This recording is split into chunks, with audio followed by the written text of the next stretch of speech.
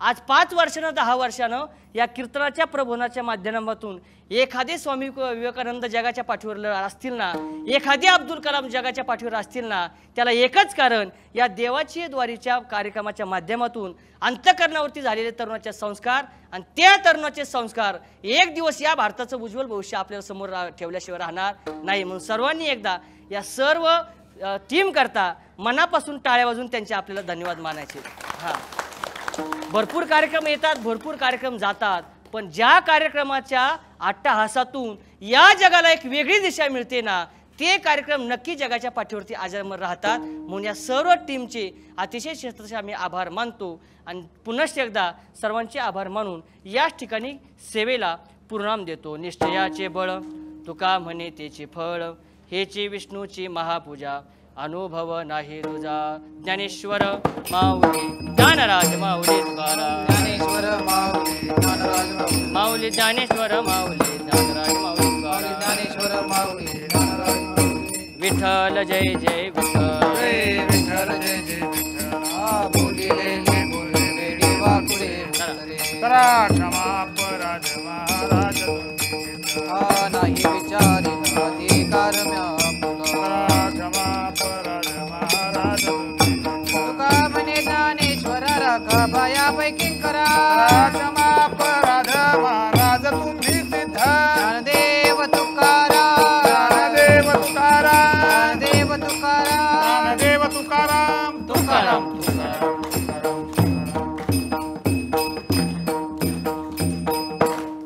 पुंडलिक वरदानी विठ्ठल, विठ्ठल श्री ज्ञानदेव तुकाराम. पंढरीनाथ भगवान की, माऊली ज्ञानेश्वर महाराज की, जगद्गुरु तुकाराम महाराज की, छत्रपती शिवाजी महाराज की. मंडळी, संत तुकाराम महाराजांची शिकवण नक्कीच आपण सगळे आचरणात आणण्याचा पूर्ण प्रयत्न करू. आज इकडे थांबूया, पण जाण्याआधी नेहमीची आठवण. माझा नवीन चित्रपट मोगरा फुलला 14 जूनला संपूर्ण महाराष्ट्रात प्रदर्शित होतो. आपण सहकुटुंब सहपरिवार जाऊन हा चित्रपट बघा अशी नम्र विनंती करतो. देवाचे द्वारे कीर्तनाची वारी या कार्यक्रमात आत्ता इथे थांबूया. तोपर्यंत जय हरी.